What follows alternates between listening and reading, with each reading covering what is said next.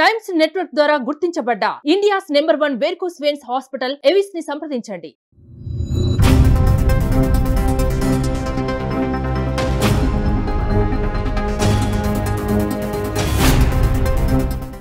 రాష్ట్ర ప్రభుత్వం ఎంతో ప్రతిష్టాత్మకంగా ఏర్పాటు చేసిన హైడ్రా హడలెత్తిస్తోంది. చాలా మందికి చుక్కలు చూపిస్తుందని చెప్పాలి. ఎందుకంటే ఎవరైతే కబ్జాదారులు ఉంటారో లేకపోతే తెలుసో తెలియకో ఎంకరేజ్ చేసుంటారో వాళ్ళందరూ కూడా చాలా అప్రమత్తం అవుతున్నటువంటి పరిస్థితి. మొత్తం హైదరాబాద్ లో ఉన్నటువంటి ప్రతిష్టాత్మకమైన చెరువులు ఏవైనాయో పాత చెరువులు లేకపోతే కొన్ని ఏళ్ల తరబడి వందల సంవత్సరాల నుంచి ఉన్నటువంటి అన్ని చెరువుల్ని కుంటల్ని అలాగే నాళాలని ఎంకరేజ్ చేసిన అన్నిటిని కూడా తీసివేసి వాటన్నిటిని ముందు తరాలకి మంచిగా ఇవ్వాలి కాపాడాలన్న ఉద్దేశంతో ప్రభుత్వం ఏర్పాటు చేసినటువంటి హైడ్రా చాలా చురుకుగా పనిచేస్తోంది. ఈ రోజు మరో సంచలనాత్మక నిర్ణయం తీసుకుంది హైడ్రా.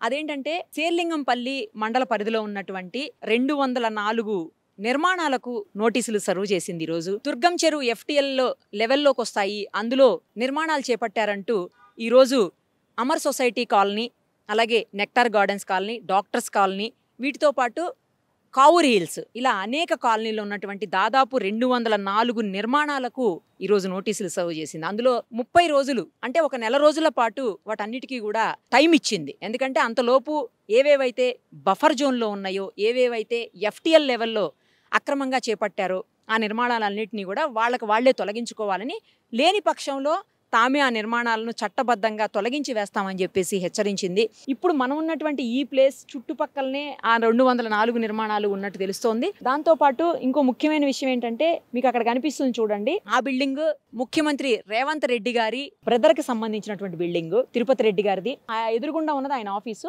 అదేమో ఇల్లు. ఆ రెండు కూడా ఆయనవే అని చెప్పేసి ఆయనకు కూడా నోటీసులు సర్వ్ చేశారు. వాటిని 1 మంత్ లోపల క్లియర్ చేయాలని, నిర్మాణాలని కూల్చివేయాలని లేదా తామే చర్యలు తీసుకుంటామని. అయితే ఇంకొక ఇక్కడ మనం మెచ్చుకోదగ్గ విషయం ఏంటంటే నిజంగా అప్రిషియేట్ చేయాలి, తిరుపతి రెడ్డి గారు కూడా స్పందించారు. తనకు ఆ నిర్మాణాలు FTL లెవెల్లో ఉన్నాయి అన్న సంగతి తెలియదని కొనేటప్పుడు. ఇప్పుడు ఒకవేళ అదే నిజమైతే తప్పకుండా ఎలాంటి చర్యలు హైడ్రా తీసుకున్నా కూడా తానందుకు అంగీకారమేనని చెప్పేసి ఆయన చెప్పడం నిజంగా గొప్ప విషయం అని చెప్పాలి. ఎందుకంటే చాలా మందికి ఆదర్శవంతమైనటువంటి విషయం కూడా. ఫస్ట్ మన దగ్గర నుంచే స్టార్ట్ అయితే మార్పు అనేది అందరూ ఫాలో అవుతారని అంటుంటాం కదా, అలాగే ఆయన కూడా స్పందించారు. తర్వాత నా వెనకాల ఇంకో బిల్డింగ్ కనిపిస్తుంది చూడండి మీకు, అందులో దుబ్బాక ఎమ్మెల్యే కొత్తకోట ప్రభాకర్ రెడ్డి గారి ఆఫీస్ కూడా ఉంది. ఆయన బోర్డు కూడా బయట కనిపిస్తా ఉంది మనకి. తర్వాత చాలా ఇళ్ళు ఉన్నాయి, ఇక్కడ చాలా నిర్మాణాలు ఉన్నాయి, రకరకాల ఆఫీసులు నిర్మాణాలు ఇళ్ళు అన్నీ ఉన్నాయి. వాటన్నిటినీ కూడా 1 మంత్ లోపు తొలగించాలని చెప్పి ఆ నోటీసుల్లో హైడ్రా చెప్పినటువంటి పరిస్థితి. ఎక్కడైతే F అని రాసిందో ఇంటి మీద అదేమో FTL లెవెల్లో అంటే ఫుల్ ట్యాంక్ లెవెల్లో ఉన్నటువంటి ఇళ్ళు.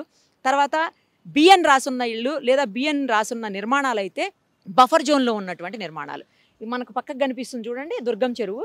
సో దుర్గం చెరువుకు సంబంధించినటువంటి FTL లెవెల్ అలాగే బఫర్ జోన్లో ఉన్నటువంటి దాదాపు 204 కట్టడాలను ఈ నిర్మాణాలను తొలగించాలని చెప్పేసి నోటీసులు సర్వ్ చేసి ఉన్నటువంటి పరిస్థితి. ఒకవేళ 1 మంత్ లోపు వెయిట్ చేసి అవ్వకపోతే వాళ్లే తీసేస్తారని కూడా అందులో క్లియర్గా నోటీసులో చెప్పున్నారు. ఏది ఏమైనా కూడా హైడ్రా చేస్తున్నటువంటి ఏదైతే ఈ కార్యక్రమం ఉందో దాన్ని అందరూ కూడా మెచ్చుకుంటున్నటువంటి పరిస్థితి. ప్రభుత్వము లేదా సీఎం రేవంత్ రెడ్డి గారు చాలా మంచి నిర్ణయం తీసుకున్నారు. నిజం చెప్పాలంటే ఇది ఒక రకంగా మనకి ఏవైతే చెరువులు ఉన్నాయో కుంటలు ఉన్నాయో అలాగే నాళాలు ఉన్నాయో వాటన్నిటినీ కాపాడాలి అన్న ఉద్దేశంతో. మనకు తెలుసు వర్షం వస్తే ఈ ఏరియా అయితే కింద ఇందాక ఎవరో చెప్తున్నారు పక్కనే ఆఫీస్ ఉందని చెప్తున్నారు ఆయన, ఇక్కడ వరకు వాటర్ వచ్చేస్తాయి మేడం అని చెప్తున్నారు ఆయన. అంటే ఆల్మోస్ట్ హాఫ్ లెవెల్ వరకు వాటర్ వచ్చేస్తాయి. మనం ఎప్పుడైతే చెరువుల్ని ఈ కుంటల్ని లేకపోతే నాళాలని కబ్జా చేస్తామో లేకపోతే వాటి మీద ఎంకరేజ్ చేసి కట్టడాలను నిర్మిస్తామో అప్పుడు వాటర్ ఫ్లో అనేది కూడా తగ్గిపోతుంది. ఆ వాటర్ ఎటుపోవాలో తెలియక వర్షం వచ్చినటువంటి వర్షపు నీరు మొత్తం కాలనీలోనే ఉండేటువంటి పరిస్థితి లేదా ఇళ్ల లోపలికి వచ్చేటువంటి పరిస్థితి.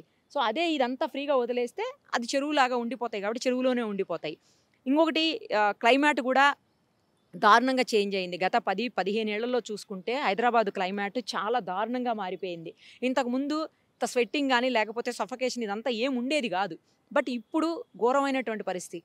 కేవలం కాంక్రీట్ జంగిల్లాగా తయారవటం, ఈ ఎంక్రోచ్మెంట్ల వల్ల రకరకాలైనటువంటి ప్లేసెస్లో అంటే కట్టకూడని ప్లేసెస్లో కూడా అక్రమ నిర్మాణాలు నిర్మించడం వల్లనే ఇలాంటి పరిస్థితి అని చెప్పేసి అందరూ చెప్తున్నటువంటి సిచ్యువేషన్ ఉంది.